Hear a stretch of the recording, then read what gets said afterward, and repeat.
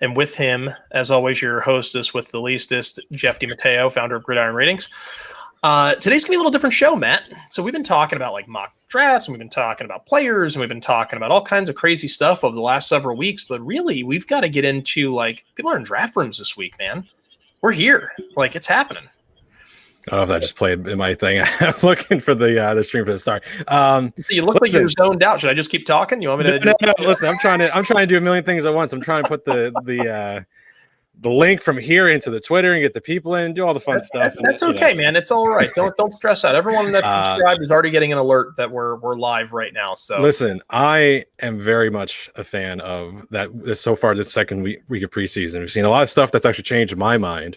We're seeing a lot of rookies play a lot better in this preseason sort of look than I thought, especially over with the New York Jets. Talking about it last week, and I actually spoke on another podcast with the Roto Heat guys.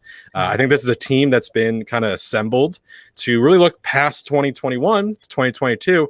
And I think they've gotten up to pace a lot quicker than I thought. Definitely a team that's impressed me so far. You have some teams that are just playing no stars whatsoever. Tampa Bay Buccaneers is one of them. There was a game on last night, and it's like, oh, okay, none of these people matter for fantasy. That's good to know. Right. But otherwise, man, we are really getting down to. We're going to have some articles coming out from me in just a few days talking really about, just prepping for draft season, for all the home leagues and for all the drafts that are really like right at the end, like, oh, I'm trying to pick up another league or two. We're really coming into that. Me especially, I'm just like, oh man, I don't have 17 leagues like I thought I do. I only have 15. Let's see if I can get 2 more. So that's where I'm at right now. And I try to keep mine to like 6, 7, maybe 8. Like that's kind of what my ceiling is. I hit double digits and I can't keep up anymore. I lose control. But that's how you learn, man. That's how you learn. You got to get in the trenches, as they say. It's how you learn. So what we're gonna do today. We're going to a little different concept today. Let's talk about some things that are kind of universal kind of rules in our drafts, right? So, typical draft nowadays is what? PPR, 4-point or 6-point passing touchdown, team defense kickers, yada, yada, yada. For the general person, yeah. Bless you. Thank you. I'm glad you jumped right in as I was going to sneeze. I was like, and this is going to hurt. No, I'm not looking at somewhere else. I'm looking just at you, buddy boy. Yeah. Perfect. So let's talk about kind of some of our golden rules, if you will. Like when you walk into a draft room, forget the players and forget all the other stuff. Like what are some kind of just key rules you have about building your own team? A few things I've learned from doing just so many mocks and so many live drafts now. So we're talking about like a normal 15 round, right? That's a usual standard default like round settings for your full PPR, all that sort of stuff. And I am a full PPR person, half PPR. I use my full PPR ranks actually for. So if you do follow along with my ranks, cool. Thank you. Appreciate it. I'm just saying I rank for full PPR and I just throw those to half PPR. Anything else is, standard. I let the algorithm take care of that. But what I've seen so far is that you have a few things really transitioning in terms of like real general ideas I've seen from fantasy teams, right? For the first round, you're going to see just an overwhelming amount of running backs go. You might talk 9, 10, 11 sort of running backs. And it's really like this Travis Kelce and his Devonte Adams sneak in there. Otherwise, I'm just seeing big running back runs in the first round, which generally means you're going to see a big wide receiver run in the second and third. Right, you're going to pick up whoever's left of like the top 12 or top 15. We had a redraft show where I said top 16 running backs for only my ranks is the amount of guys I'm happy with as my first running back on my fantasy teams. So if you're seeing such a large plethora of those guys going early, don't try and just have to understand you're going to get caught up in a run possibly, but don't have that be, your all end game mentality for those first few rounds, right? In receiver, after those second and third rounds, I'm trying to take care of, especially before I hit like round 10, 11, 12. And why I'm doing that, Jeff DiMatteo, is that those late receivers are really going to be roster churn sort of players. They're going to be at the end of your bench, and they're not going to be like, if they go from being the drafted wide receiver 55, even if they break out, a breakout for wide receiver 55 might be wide receiver, 30, 36, 40. So I'm trying to backfill with running backs, tight ends, and even quarterbacks in single QB leagues, guys that I think have upside. Well, so let's say I'm taking the tight end late and I go multiple tight end. I've taken 3 tight ends at times to just really stack the position. And the reason is I think this year I've learned from years in the past where, again, we're still technically in the COVID age. Anytime I can make it so I don't have to run to my waiver wire. Now, some people still do the rolling waiver. Some people do FAB, free agent acquisition budget, which is really just betting on players out in your free agent days to try to pick them up off waivers if you don't play in those leagues. Receivers towards the back end, I think some of the worst picks you can currently make. Really, the last receiver I'm looking at right now for me is like right receiver like 46, 47, which would be like guys like Michael Thomas, Corey Davis, Mike Williams. Really, those last guys, because that'll be around like round 10 or so. I want that to be the last sort of receivers in my lineup, because even Thomas, and we've talked about it, we want to get into him today. We're still up in the air about him.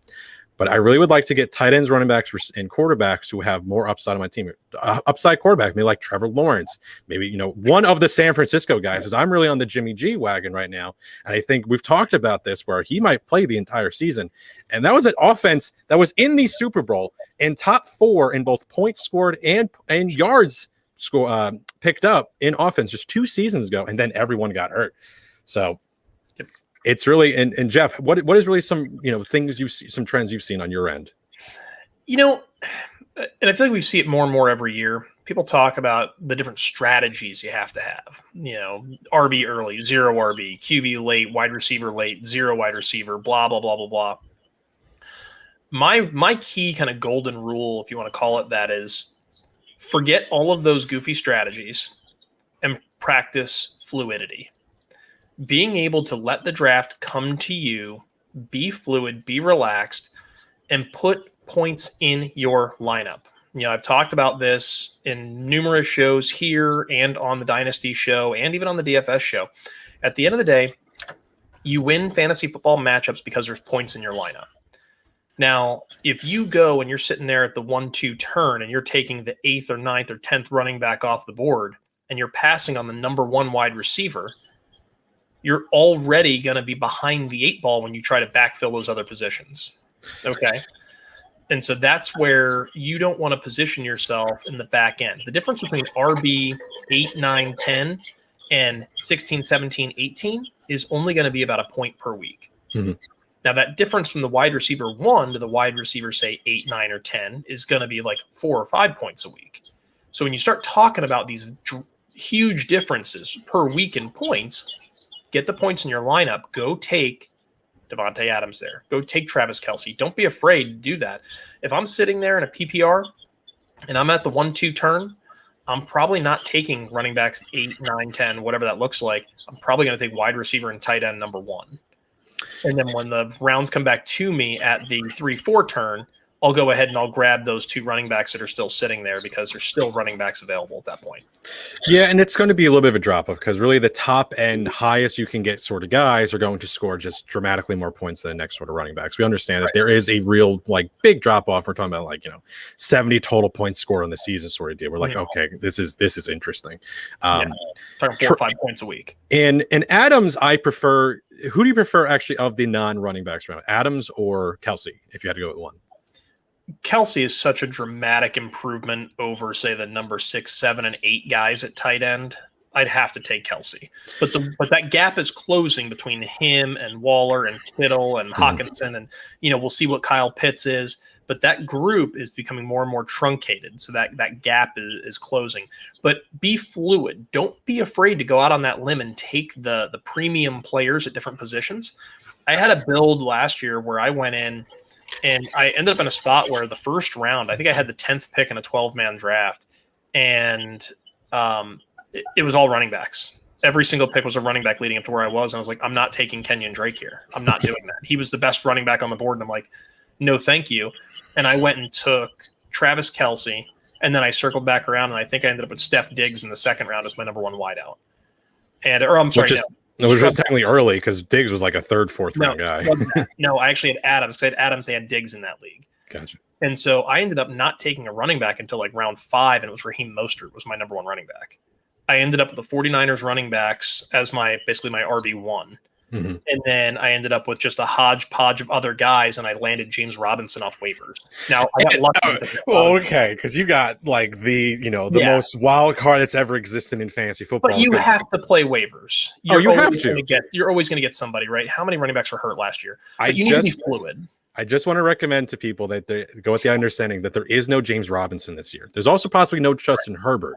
The two things, one, Robinson I was lambasted that Jaguars team with they go for net because you had, Ogzigbo and you have a whole bunch of guys come in. It's like, we got guys who were Ungabawale, Reichel Armstead. Yeah, you had and you didn't expect Robinson even to come out to week one. You're like, all right, cool.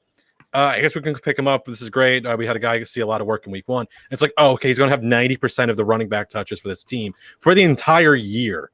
Right.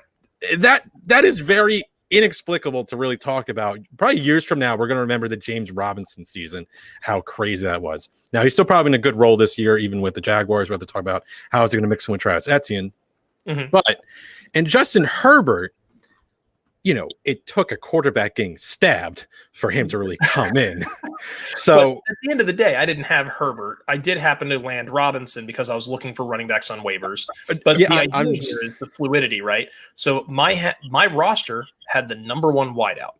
I had the number one tight end. I had the number one, or at least that pre-draft, number one quarterback. And then I came around and I got the number 2 wide receiver. So I had elite players at so many other positions. I was getting my butt kicked at running back every single week, but I was destroying everybody at quarterback, wide receiver 1, wide receiver 2, wide receiver 3, tight end, and flex. So my difference was offset. You don't have to subscribe to one theory to win. You can win in a million different ways. Now, I got lucky with the James Robinson thing. Of course. You definitely did. Now, landing Robinson, some are like, I was in on James Robinson. Stop it. No one was. Nobody was in on James Robinson until the 11th hour of the last day of the preseason. And that's kind of when I prefaced the whole backfill with running backs, quarterbacks, tight ends, because there is no James Robinson and Justin Herbert. Those are guys that were not being drafted, really coming out of the woodwork. Herbert was, because people are drafting Trey Lance, they are drafting Justin Fields, they are drafting Trevor. Like all these rookies are being drafted. Even guys. We even older quarterbacks who are in good spots, like Ben Roethlisberger, right? He's not being drafted. He's quarterback like 17 or so, like an ADP in my ranks as well. Not being drafted, but he has 3 receivers currently being top 75 picks. That looks like, okay, we're probably undervaluing Ben Roethlisberger. And it's a matter of wide receivers is actually the way I'm going. And that's fine as well. There is a story to be told there in one regard or the other. So you're going to be looking at stuff like that. It's like, all right, I'd rather take these upsides at positions where typically you're going to see advantages if they hit. Because really it's, even with Diggs hitting to the way he was still being drafted as like wide receiver 22 or so. Like he was still in those mid rounds. So I'd rather have receiver really taken care of by that point. That's really my matter. I know Michael Thomas, when I brought his name before, you kind of chagrined, but it's more a matter of I'd rather have that whole position. I know I'm going to get 10, 11, 12, 14, 15, whatever amount of points from each of those guys in my lineup. They never move outside of bye weeks. And then the other players, because running back, you're going to see just so many injuries every single year. We know this, right? Tight end, half of the last 2 seasons, 12 of the 24 have not finished as a top 20 tight end. They get drafted as so, they don't finish as so. And 11 of like a good majority of those guys, they bust completely, tight end 15 or worse. So you really have to look at these are positions where you're going to have a lot of volatility. You're going to have a lot of let's try to find the upside we can. So backfill with those guys because receivers, even guys like Corey Davis, who had a very nice week 2 game. It's kind of like he's one of the latest guys I'm kind of looking at right now. Mostly because even if, Jalen Reagor has not looked as bad as everyone kind of thought he might be after that kind of lackluster week, year 1 for him. So it's guys like in the 50s, him, Brian Edwards, Gabriel Davis. These are all guys like even if they hit, maybe they hit as like wide receiver 30 and cool, but that's still like a matter of like, all right, PPR points on average per week. Maybe let's say that's like 9, 10, 11 points. Is that enough advantage in your lineup for really going like I didn't take, maybe Tyler Higbee turns back the clock and he's that 4-game stretch from 2019 is back with a vengeance now that he's the tight end 1 over in LA. That's the sort of stuff you have to think about, at least with those positions. Am I saying Tyler Higbee's going to do that? No.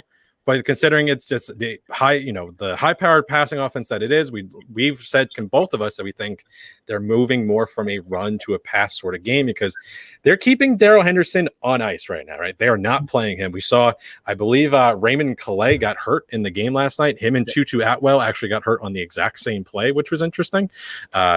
the Rams are kind of not backfilled enough with talent that they're really just going to be honing on those main players that they have. And they, Henderson plays in that part right now, but they're not confident in him, and they really just kind of need him to just stay healthy. And who knows if, Funk or any of the guys really mix in early on. The Rams are just a very kind of, perplexing situation in terms of the passing game itself. That's kind of my thoughts on those guys, at least. What's some other ideas you're really thinking right now, Mr. Jeff DiMatteo? Well, I mean, as long as we're on the topic of kind of, just being fluid and putting points in your lineup, this year more than any other, I would say if you have a capable handcuff, draft them. Don't be afraid to go get that guy. And when I say capable handcuff, I look around the league and I think there's a handful of them that are like really legit guys that become RB1s if the guy in front of them gets hurt or misses any amount of time. If Zeke were to go down, Tony Pollard is that guy I think of immediately. We all know about Alexander Madison with Dalvin Cook, right? I don't know that McCaffrey's handcuff and Chuba Hubbard is really the guy, but these are all dudes that need to be thought about. Devonte Booker is a guy that you could probably take the last pick in your draft to back up Saquon.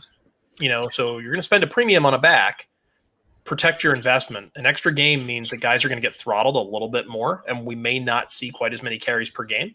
So those guys may have standalone roles also. What do you think about the high? I'd say high in terms of just how they're ranked and where they're going ADP wise. The high end second running back, so that guys like Gus Edwards or Zach Moss, or maybe even like I'm Jamal Williams, or even a guy I'm pretty high on right now, which is Damian Williams over there in Chicago. Are you really treating those guys as handcuffs, or as they might get more work than we really think they are? I think like Zach Moss especially is going to get more work than people realize. He's going to be the early down back. People forget how many games he missed, how much time he missed last year, but when he was on the field, he was the early down back. And he'll be the thumper by the goal line. He's the guy that can get it on first down, and Singletary can come in as the changeup. I do have a point to that, though. I am a little worried about Buffalo, because the best running back that they've seen actually on that team is Josh Allen. I was going to say Matt Breida. eight rushing touchdowns in all of his 3 seasons. Josh Allen really hurts these guys. You have the argument every single year about, is it Devin Singletary or Zach Moss? Sure. I've really been prioritizing neither of them. It's really just been a matter of Josh Allen is really good at running the football, and he's really good at getting in the end zone. And it was really sad to see when I was digging up those stats. Who do you think has more rushing touchdowns over the past few years? Is it Russell Wilson or Tom Brady? It's Tom Brady. Yeah, and that was so sad to me. Yeah, well, Tom Brady does that thing. It's kind of like Drew Brees has a sneaky amount of rushing touchdowns, because they'll be on the inch line and he'll just be like, "Hut," and he reaches the ball over the goal line and touchdown. Negative rushing yards for the year, 5 rushing touchdowns. Exactly. What do you make of that? But when I think about those backs, right, the way I position my handcuffs is what kind of investment that I put into the player, the original player, the Saquon, the Zeke, the Jonathan Taylor, whoever it might be. Because the more expensive that player is, the more inclined I am to want to insure them and handcuff them. Mm-hmm. You insure your car, you insure your home, insure your number 1 draft pick. Like, that's kind of the way I look at it. If you need that running back to get you through your fantasy season, stash the guy on the back end. So a great example in one of my leagues last year, I had Alvin Kamara. I backed him up with Lat Murray, and I had Murray on the bottom of my roster, and I kept him there all year. I don't think I started him once. Benny Snell was that guy for me. Right. For better or worse. Right. So you have that guy, but this year, the extra game, nobody's done this before. So anybody who's telling you, oh, it's not going to change, they have no idea, because we've never played an NFL season with 17 games before. Coaches are not stupid. Analytics departments are getting more and more control. They are going to throttle the running backs down a little bit, especially the good football teams, because they need those guys in the playoffs. So fully expect a lot of number 2 running backs to get bigger roles, and kind of where wide receivers have become a bigger thing, where it's like we went from 7-8 years ago, a handful of wideouts at 100 targets. Now we had like 30 or 40 this past year had over 100 targets. Yeah, that number keeps growing every year. Well, with running backs, you're going to start seeing those touches go that way, where it's like, hey, it's like, here's the number 1 and here's the number 2 guy. Like, there's a big discrepancy. It may not be that way in 2022. Yeah, and the one thing that people don't know about is the word committee, right? So that scares people. And it's very much was all about Myles Gaskin a few days ago. And I really want to hone in on that really quickly, because I want to inform people that committee, every single team is in a committee in one regard or another. They are no player is a running back is playing 100% of the running back snaps. That is almost physically impossible. It will kill them. Derrick Henry's the closest. The most in terms of percentage wise of the running back one in terms of snaps played last year was David Montgomery, 71%. And why did he play that often? Was because there was no one else really in that running back room who was able to handle any sort of sustainable workload, which is one reason why I'm actually... Cordero was down. Cohen was down. Yeah, all those guys were done. It was by necessity. There's two reasons why I'm kind of half fading David Montgomery this year. One, he played on a percentage more than Ezekiel Elliott, who led the league in running back snaps. Zeke was at 69%, nice, compared to 71% for David Montgomery. And two, 55 receptions or 54 receptions, which was like fourth or fifth in the league for running backs. He was fulfilling a role in a need that they didn't have in the year prior. And this year, they bring in Dan Williams. Tariq Cohen is technically healthy-ish. Mm-hmm. So you're going to have a little bit different sort of story with David Montgomery because you're playing such a dramatic amount of running back snaps. So you had guys like Dallas, 69% for Ezekiel Elliott. James Robinson was at 62% for Jacksonville. Dalvin Cook, 62% for Minnesota. Alvin Kamara, 63%, even though it's kind of like they're shifting around, all sort of work. Who do you think actually had the more snaps for the Washington football team? J.D. McKissick. It was J.D. McKissick at 58%, which actually gives me a lot of optimism for Antonio Gibson, because even though he touches the ball a lot when he was on the field, McKissick was a necessity for Washington. They were desperate for offense. It played out not only for him, but for Logan Thomas. And again, Logan Thomas so far with snaps from Ryan Fitzpatrick, I saw today, Adam Levinon put on Twitter, I believe it's like 3 targets and like 24 dropbacks for Ryan Fitzpatrick. It's not targeting Logan Thomas. I'm still saying that's a terrible pick in the top 8, 9, 10 tight ends that are going off the board. If you don't like Logan Thomas, he's going to be in a write-up coming soon. But the average league-wide for the RB1 for a team last year was 50%. On average, your favorite fantasy player is playing half of their team's offensive snaps. The second running back was 29% of the team running back snaps. And then even the third player was 14%. They're still getting mixed in. Some teams didn't care about a third guy, like Arizona was 2%. Dallas was 1%. I don't even know what player that was. Might have been Kellen Moore running on the field himself. But what was that? Rod Smith was actually the third running back for Dallas last year. He was a journeyman from the Giants. Congratulations. I didn't know that. They didn't know that, but now we know that. Thank you, Jeopardy.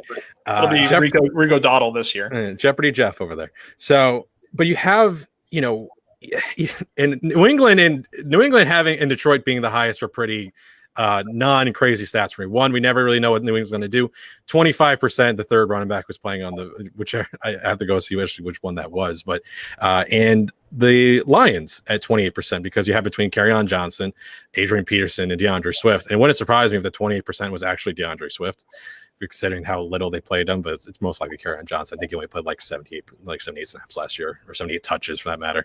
But at the end of the day, it's still about fantasy points, right? So when they're on the field, though, they're also getting a ton of touches. So like that RB1, when he's on the field 50% of the time, he's getting more touches, say, per snap than, say, that RB2. It's purely a matter of people getting scared by the word committee. It was used with Myles Gaskin, right?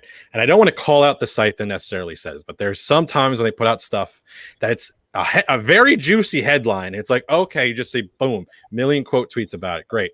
But if you go and read the article, it's totally different verbiage, right? So it's talking about, you had Flores down there from Miami talking about their running back situations in the preseason. So they like all three guys. They're going to mix all three guys in. Never in the article, in the write-up he used the word committee. The word committee was used by whoever was writing the article. It was their words, not Brian Flores. Mm-hmm. So then Myles Gaskin goes out, scores 2 touchdowns on the Falcons. Everyone's like, whoa. I thought Malcolm Brown was the guy because Malcolm Brown got 8 carries for 9 yards, and that's what Malcolm Brown does, right? And it's like, whoa, he also got in on near the goal line and ran one in. This is crazy. How is Myles Gaskin doing this? This is going to go into my next point, by the way, which is don't get too hyped on the preseason. Oh, that was the whole point of, again, plugging with the Roto Heat guys. That was the whole thing we did was talk about the preseason. And unfortunately, I'm not a preseason hype guy. Yeah. I got excited because everyone was getting super over the hill about Myles Gaskin now being behind Malcolm Brown. But Malcolm Brown, and even in Atlanta, who they played against, Malcolm Brown and Quadri Olson fill a role, which is run into big guys, going to crash on top of you for 3 yards on first down that you're going to see it. Everyone's like, oh, why are they just running up the middle? It's like, all right, you're trying to pick up safe yards so you have less of a distance to goal for your first down. It's just a football thing. Like, it's a little bit of a different story than, what fantasy points want to do. You got to eat up some clock. You got to eat up a little bit of clock there, and you're beating the clock more than you're beating your opponent. Right. So there's twofold. One, those guys fulfill a role. And two, what makes Davis and Gaskin valuable is not them running for 3 yards up the middle to get, dogpiled by 4 dudes on top of them. It's the received passes. So if you're not even caring about what makes them valuable in PPR sort of formats anyway, okay, then don't draft them in the first place. But you're not even, really evaluating the player in the correct sense. And that's really the matter where I'm like, all right, when I see Gaskin going out, having like 3 catches for like 40 yards and also adding on 30 yards in the time he played on the ground against the Falcons, like, oh, okay, cool. He's a versatile back. He's a dual purpose back. We saw that last year. We're seeing it again. These are things that we like to see from players who can fulfill in a modern NFL style. Okay, then also, if you don't like receiving backs, don't draft Christian McCaffrey first overall. Don't draft Alvin Kamara. Don't draft Austin Eckler. Don't draft Aaron Jones, because just go take Derrick Henry and Nick Chubb. You're going to have 400 billion carries. And that's the NFL carries. That's a lot of volume. I'll take that volume any given year. And that's the thing. I think carries for some reason are still the correct way for a running back to amass fantasy points. And receptions are just a nice sprinkle on top. They are an additive. They are an addition. When for my purposes, those are the guys I'm looking at. I'm looking at Travis Etienne and Myles Gaskin and Mike Davis and DeAndre Swift and Joe Mixon possibly this year. Total high efficiency touches. I want total touches and I want efficiency. Efficiency comes in the pass game. Reception, especially in a PPR league, average yards per reception is about 8 yards. So you're getting 0.8 points. You get 1 point for the catch. You got 1.8 points. Average carry in the NFL is about 5 yards. On a rush, you get 0.5 points. Would you rather have 0.5 points, or would you rather have 1.3 points or 1.8 points? Yeah, I'd rather put 1.8. That sounds like a lot of fun. I've seen Jamison Crowder go down and he'll catch like 7 balls on one drive, and it's like, wow, this is the fantasy players I like. And everyone's like, ugh. Yeah, I hate the whole he went 7 for 45, and he's got double-digit points. Meanwhile, Mike Evans is sitting there with 1 for 31, and they're putting up the same kind of stat. That's what he does anyway. Mike Evans, I still think, is a major bust. He's so volatile. Every sort of week, you don't really understand. He might have 2 receptions, but he scores, so it looks great on paper. Mm-hmm. But he's another guy I just don't like. I'd rather go with Godwin. He needs to compile. He's a compiler. He needs a lot of volume. But anyway, let's get back onto the rules and the strategy here. Let's not worry about the players. So, we talked a little bit about, hey, let's focus on putting points in your lineup. Stay fluid, right? Don't beholden yourself to any one strategy necessarily. Let the board come to you. And, I mentioned it a minute ago, is don't get too hyped on the preseason. You have 3 preseason games here. NFL coaches want to do one really big thing in the preseason. They want to get players on tape, period, against other NFL players. This is going to help them evaluate what's on their roster. So Myles Gaskin wasn't playing with the ones. Wasn't anything to do with Myles Gaskin. His role is safe. If he's sitting, that means his role is safe. They don't need to see anything else. They know what they have in him. Malcolm Brown's playing with the ones because they don't know what they have in him. There's nothing on tape. The guy didn't play. He barely played with the Rams. He was banged up, or he was playing behind other guys like Todd Gurley and Darrell Henderson and so on and so forth. There's not enough on tape. They have to evaluate the player. Don't get too hyped on this. Don't read too much into it. Forget all the garbage you're seeing from the beat writers. You need to read it and be aware of it, but don't let it influence your draft decision.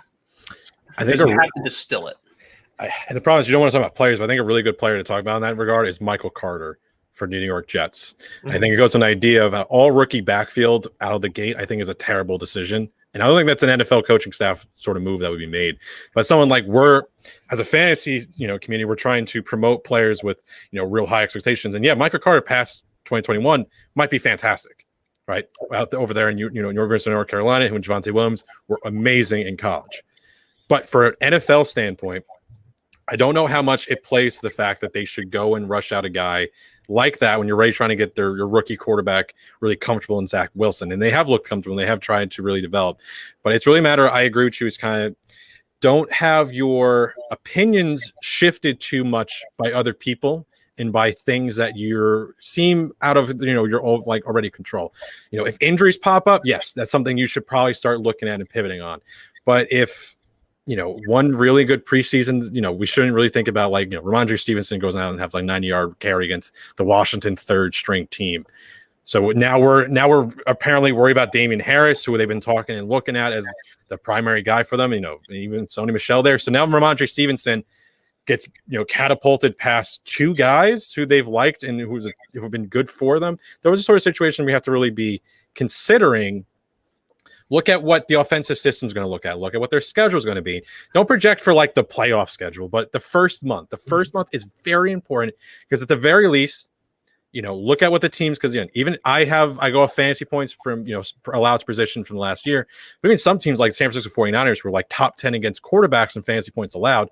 They were still doing that with half their defensive unit. Yeah. So now you add in did both Bosa's get hurt last year, or was the San Francisco Bosa? I think both of them got hurt. Well, I know Nick was down. I don't know if Joey got hurt or not, but yeah, I think there's something to that. Yeah, I mean, you got to use a little bit of last year's data too, but obviously teams change so much from year to year. Yeah, and it's just don't get caught up about 2020. And we talked about this. You don't get any points for the players from 2020. Their season last year, I love that Devonte Adams is great. I love Travis Kelce. And I actually want to, push back on Kelce because, he goes and has his best tight end season at age 31. He's going to be 32. His normal points average for the 4 years prior was around 250, 260. He goes and scores 320. Right. So it's now a matter of you want to get points in your lineup. But I'm also all right, I understand the running backs and I understand receivers, and it changes a little bit with them. But Travis Kelce, again, age is another factor. I understand people not liking going out and drafting old players. Well, Derrick Henry and Travis Kelce signed me up. Those are the two oldest players being drafted in the first round. Congratulations. So, there is some back and forth, and I think there's a matter of also sticking to your guns on players, right? Well, knowing your scoring, right? As long as you know how you're going to collect those points. If you're in a league that rewards yards and touchdowns, Derrick Henry's a no-brainer, right? That offense is going to be too efficient. If you're in a league that has tight end premium, Travis Kelce is a no-brainer, right? Because Patrick Mahomes is still the best passer in football right now. He's still the best quarterback in football right now, even though for fantasy purposes, I prefer Lamar Jackson. Which is fine. I think any of the top five is really right. But I mean, if you're telling me I can draft Kelce, and that gives me access to Mahomes' production in those games because Kelce's still his favorite target, right? Then that matters. It's not just the player you need to consider, but it's got to be the other pieces you're getting exposure and access to. So when you go and you're like, man, I missed out on Jackson, and I missed out on Allen, I missed out on Mahomes, I missed out on Kyler. Yeah, go take Dak Prescott and laugh all the way to the bank, because you just got yourself exposure to CeeDee Lamb, who'd be a top 5 wide receiver. You got Amari Cooper, you got Michael Gallup, you got Ezekiel Elliott. That offense is going to be explosive, might even be record-setting this year. Be thrilled. And injuries too. So Dak Prescott's a good guy to bring up because keep track of or listen to smart. There's so many smart people who actually they deal with medical stuff, right? Yeah. I don't have a medical degree. I have no idea about that. I listen to Edwin Porras over at fantasypoints.com. Perfect. You have so many guys in men, women in the industry, even out towards the higher, like Stefania Bell over at ESPN. It's just listen to them, see what they're saying about player injuries, right? Because guys like Saquon Barkley or Dak Prescott, or Odell Beckham Jr., these are all players that at one point were worried about their injuries. Maybe it's transitions since then. Okay, now we're getting to see them get work in camp, or they're getting progressions and everything looks a lot better for one reason or another. So don't have this guy got hurt last year. Okay, well, Adrian Peterson, tore his ACL and they came out and had a 2,000-yard rushing season the next year. So, crazy stuff happens. Right. Well, Keenan Allen goes out and gets hurt 4 years ago in the first game of the season. And then next year is a 1,400, 120 reception season. Okay, so you missed out on that Keenan Allen season because, he got hurt last year. Yeah. I hate that. It feels lazy. It feels like you're not trying to look. Deep breath.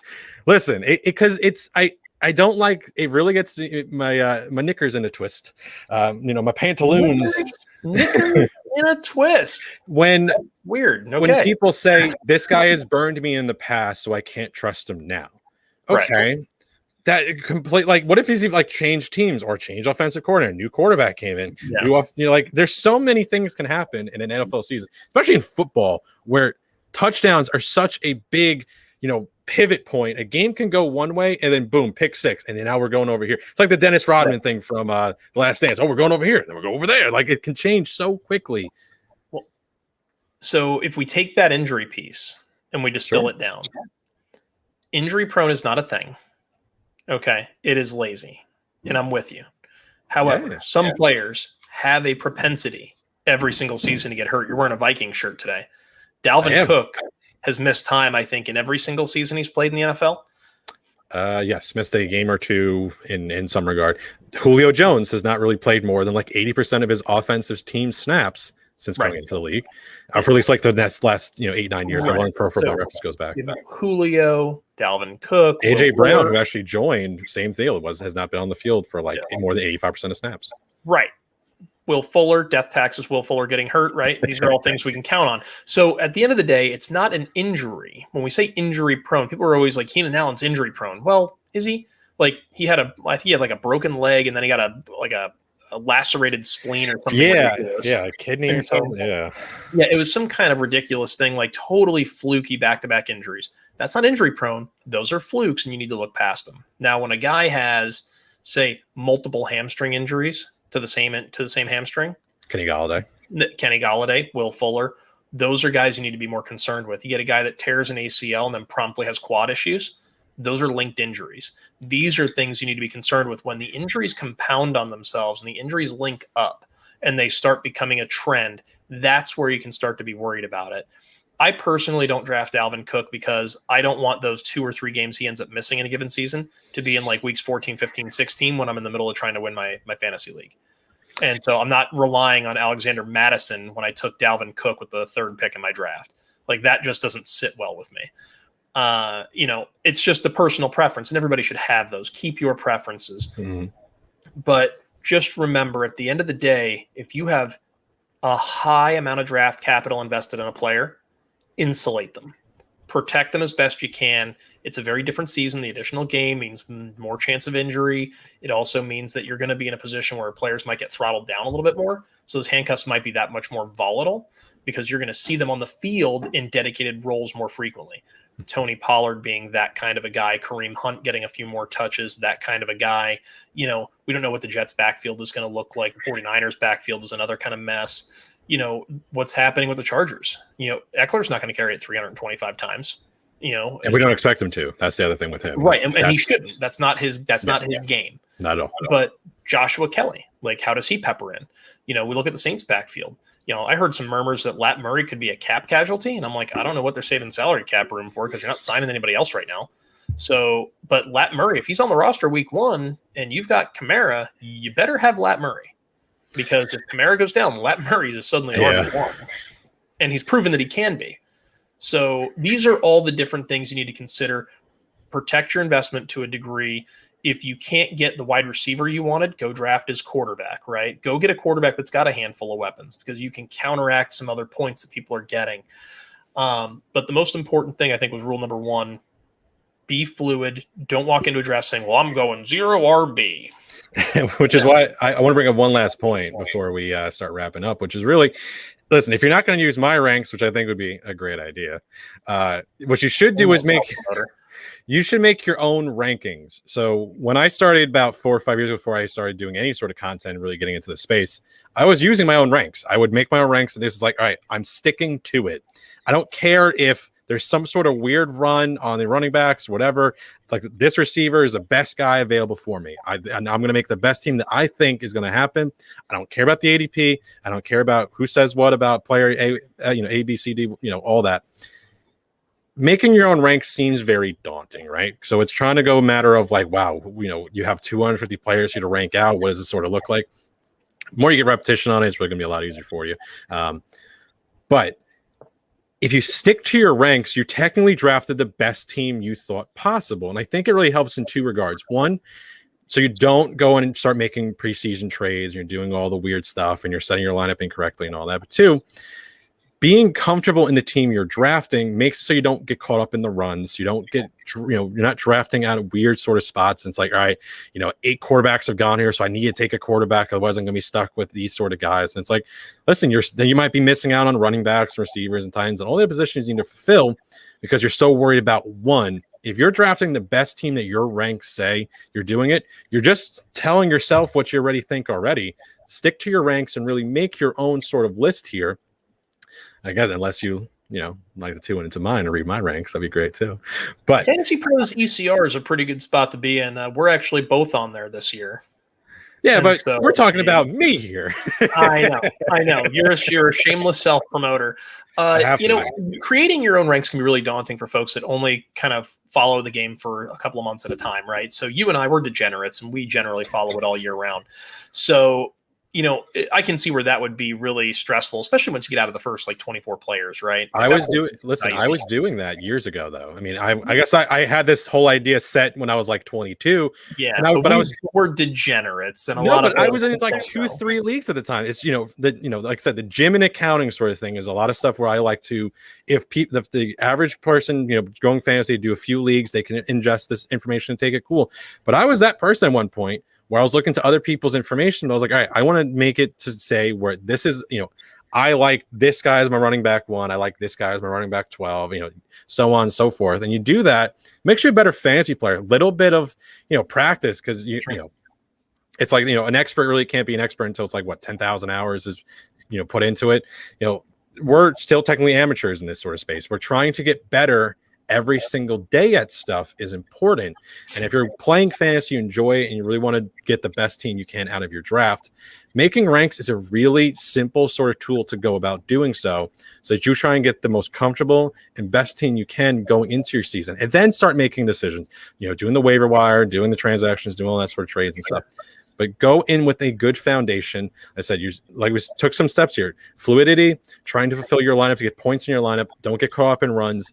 Trying to maximize some positions where you can sacrifice others later in your draft. I think those are very good key points to really start with, to really just fulfill draft season coming up. And good luck in your drafts, and hope you tune with us all through the whole regular season, because we're going to be here for better or for worse, for sure. Absolutely. Well, and next week we're going to do kind of a continuation of some of this, and we'll talk a little deeper about some of the last moment flexes and ADP. We'll talk a little bit more about, hey, strategy wise, here's what you can do, and we'll pump it up a little bit. But if you're looking for kind of a definitive guide, go to gridironratings.com, check out our draft guide. Over 500 players in our analyzed, ranked, projected for full point, half point, and standard scoring leagues. Obviously, we have our proprietary ranking system all in there, so we got all the ratings involved. We also have some cheat sheets and all that kind of stuff. So all kinds of things for every league, including IDP. And I know we don't talk about the dirty D defense. That is not me. That is not Matt. I love IDP, and I pretty much only play IDP for the most part, and adore it. But anyway, with that, I do want to take us out with one more note. For those of you that follow us on Twitter or are actively involved in fantasy football Twitter and in that space, I know there's been a little bit of drama over the weekend here. We don't need to get into the details of what or with who, but there's a lot of things that come to light. And I think that a lot of people have been really, we'll say, really bad to each other on the internet. And this isn't something that's going to go away tomorrow, right? Cyberbullying is a real problem in terms of the internet space, whether it be on Twitter or Facebook or whatever social media platform you're on. It's something that we are not going to stand for, and it's something that we're going to actively avoid the people that are involved with it at all costs, because we don't support it. We do definitely implore all of you to reach out to your favorite analysts. Feel free to talk to them, as respectfully as you can. If you disagree, you disagree. If you agree, great. Whatever. We do encourage that positive discourse. And if someone does, come after you and they disagree with you, the best thing we can always tell folks is try not to engage and try to keep it as positive as possible. The biggest thing I think that we could all really benefit from in today's day and age is to remember the most important lesson of Bill and Ted's Excellent Adventures. And that's be excellent to each other. Okay. So it's before my time. I know. Jesus, go watch that one too, man. I've got a list of movies you need to watch. You just hurt my heart. No, you balance between junior and senior analyst, like all the time. I have seen plenty. Listen, Bill and Ted is amazing, and you are a sad, empty human being for not seeing it. So, I don't know what you're talking about. I am a delight. You are a delight. Oh gosh. Well, with that, I am Jeff DiMatteo. With me is the junior, senior fantasy football analyst for Gridiron Ratings, Matt McCarthy. Always a pleasure. Are you brandishing a weapon at us right now? This is my hand. You looked like you were like a. I was gonna wave, but you couldn't give me my full title, so I couldn't get all the fingers out. So. So I was half cocked. Yeah. Just, can you tell people bye so we can go? Thank you for joining us. Be sure to subscribe, click the like button, drop us some comments. If you have questions, comments, issues, concerns, don't be afraid to reach out. We are really looking forward to the engagement. Until next time, take care. Be excellent to each other.